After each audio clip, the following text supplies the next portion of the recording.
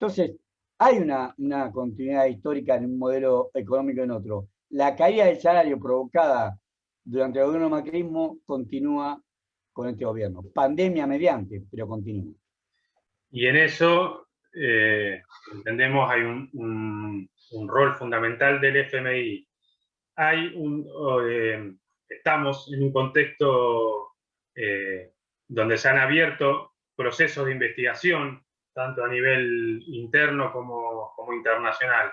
En ese marco, ¿cómo ves vos la negociación del gobierno con el FMI? Mira, nosotros nos adherimos al Fondo Monetario Internacional en 1956. Desde 1956, salvo en el periodo del doctor Ilia, que Ilia no solamente no acordó con el Fondo Monetario Internacional, sino que le pagó los intereses y capital que le debía. No pudo pagarle todo como se hizo Néstor Kirchner en el año 2006. En el año 2006, después de 50 años de haber estado dependiendo del Fondo Monetario Internacional, mal o bien, directo o indirectamente, las políticas económicas estaban supeditadas a lo que el Fondo Monetario Internacional decía.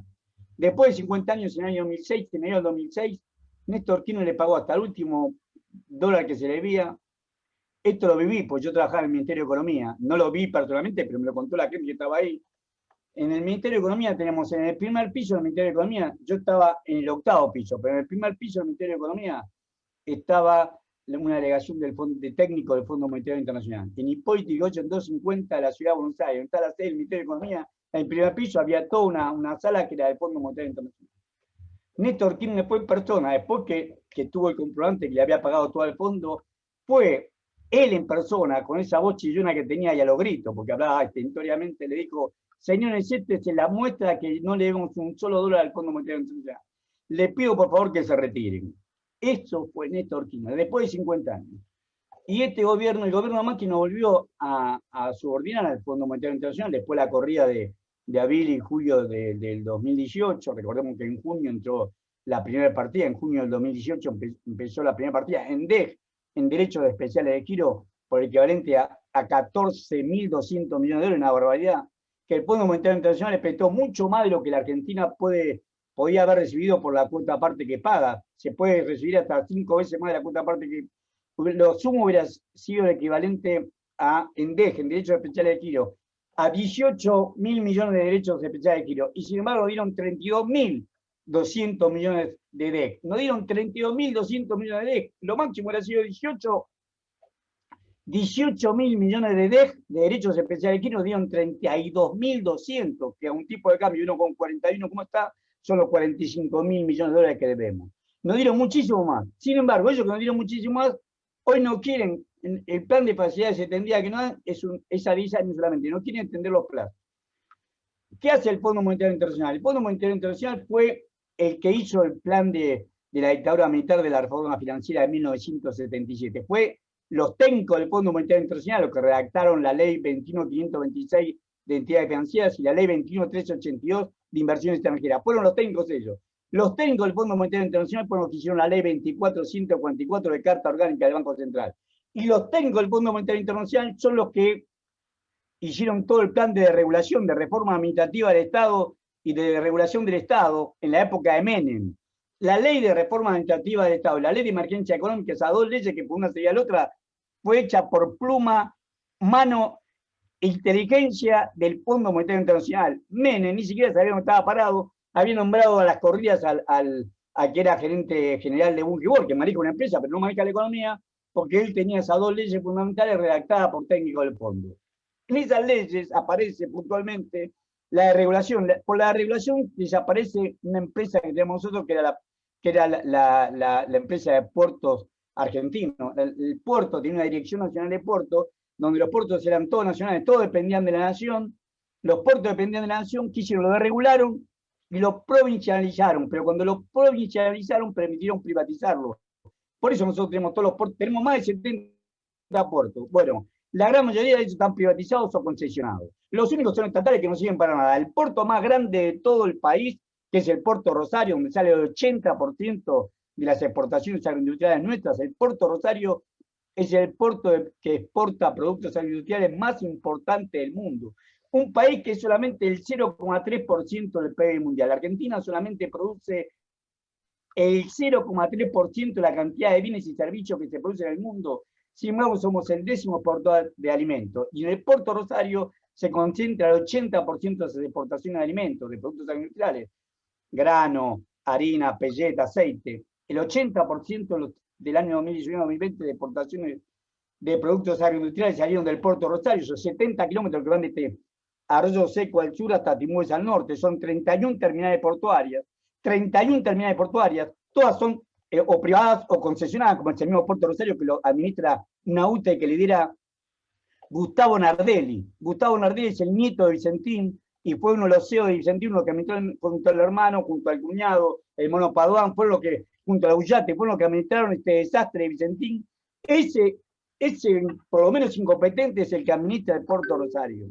El Puerto Rosario está administrado por Gustavo Nardelli, el presidente del Puerto Rosario en la República Argentina hoy es Gustavo Nardelli. ¿Por qué? Porque antes de irse Macri, en noviembre del año 2019, después que partió las elecciones generales, le renovó la concesión por 5 años más al Puerto Rosario. Le dio 5 años más al Puerto Rosario, hasta el 2024, hasta que termine todo el mandato de Alberto Fernández. Eso no es todo. El Puerto Rosario es el año pasado se exportaron 80 millones de toneladas de productos industriales, entre granos, harina, pellet y aceite. 80 millones de toneladas. El que le sigue después, el segundo puerto del mundo exportador, es el de New Orleans, en el estado de Luisiana, en Estados Unidos, con 66 millones de toneladas. O sea que nosotros tenemos una riqueza muy fuerte ahí, y está administrada todo por capital privado. ¿Quién lo hizo? El Fondo Monetario Internacional. El Fondo Monetario Internacional hizo toda la legislación, hizo la ley 21.382 de inversión extranjera, que igual a las nacionales, hizo la ley de puertos, privatizó, desreguló, todo armado por el fondo. Los técnicos argentinos lo decían así igual y firmaban. Ellos son, estoy seguro, no lo puedo mostrar, pero estoy seguro que son los que redactaron el decreto 949-2020, por el cual se vuelve a reprivatizar y se vuelve a llamar, le deja a Meoni, a Mario Meoni, un oscuro intendente de Junín, un hombre del radicalismo que es en realidad el radicalismo de hoy, que es una agencia de empleo, una agencia de brepuerta, una agencia influenciable. Eso es el radicalismo de hoy, y yo vengo del radicalismo. Yo soy nieto de radicales. Mi abuelo era ligocenista, mi abuelo era ligocenista, mi viejo era sabatinista, y yo me afilié al partido, tuve 24 años afiliado al partido, o sea que sé lo que estoy diciendo, sí lo conozco. Yo tuve desde el año 1972 hasta el año 1996, voté en esa famosa interna de Alfonsín Storani contra Balbín Gamón en 1972 en el partido. O sea, vengo de ahí, ese paño lo conozco. Y te digo que estos tipos son mercanchiles, son mercenarios que están tabulados, esto vale tanto, esto vale tanto. O sea, hacen lo que los mandantes le dicen. Ese es Mario Meoni. Y le dan a Mario Meoni la atribución de que él llama, el decreto 949, que él llame él a la legislación. Y había quedado, esto salió el 26 de noviembre del año 2020, el decreto 949, el día que murió Maradona. Sí. Y antes, el 28 de agosto, unos días antes, el 28 de agosto del 2020, el mismo gobierno había creado un Consejo Federal con el cual está constituido 51% por el Estado Nacional y el 49% por las 7 provincias que tienen costa lindante sobre el río Paraná. Misiones, Corrientes, Entre Ríos, Formosa, Chaco, Santa Fe y Buenos Aires. Esas 7 provincias, ese Consejo Federal pasa a ser ahora, que era el que iba a llamar a la legislación, pasa a ser un mero Consejo Asesor y Consultivo. Como dicen los que trabajan en la administración, el que no administra no controla. Vos no podés controlar si no administras. Tiene que ser el Estado el que administre. Por eso te digo que todo esto está el Fondo Monetario Internacional. No solamente nos condicionan los pagos, sino que hay una letra no escrita, que son condicionalidades del Fondo Monetario Internacional, como fue la reforma administrativa del Estado, como fue la ley de emergencia económica, como fue la regulación de puertos. Todas estas son medidas del Fondo Monetario Internacional. ¿Por qué? Porque lo mismo hacen en Perú, lo mismo hacen en Brasil, lo mismo hacen en cuanto país tienen ellos, meten las garras. El fondo te da siempre la misma receta, el mismo manual. El capital privado tiene que ser el que tiene que desarrollarlo. ¿Por qué? Porque el fondo, no lo digo yo, lo dice Sergio Chodo, que es teóricamente nuestro representante del Fondo Monetario Internacional. Sergio Chodo dice claramente, el fondo no es una entelequia, el fondo representa intereses, está armado por los países que aportan. ¿Quién está detrás del fondo? El mayor aportante es Estados Unidos. ¿Quién está detrás de Estados Unidos? BlackRock, o sea, Larry Fink. Y Larry Fink reconoce que él tiene participación en Glencore. Cuando vos te pones a pensar, las 8 grandes empresas que venden productos agroindustriales en el Puerto Rosario, 6 tienen casa central en Estados Unidos. ADM, Bunge Ceval, Cargill, Glencore, que es la que tiene participación Larry Fink de BlackRock, y Louis Dreyfus. 5 tienen participación en Estados Unidos. La otra, la China, COPCO, y las otras 2 son teóricamente nacionales, que son la Aceitera General Dehesa y ACA, la Asociación de Cooperativistas Argentinos. Estas 8 empresas realizan el 90% de las exportaciones que salen del Rosario. En Rosario sale el 80% de las exportaciones de granos y demás productos agroindustriales de la Argentina.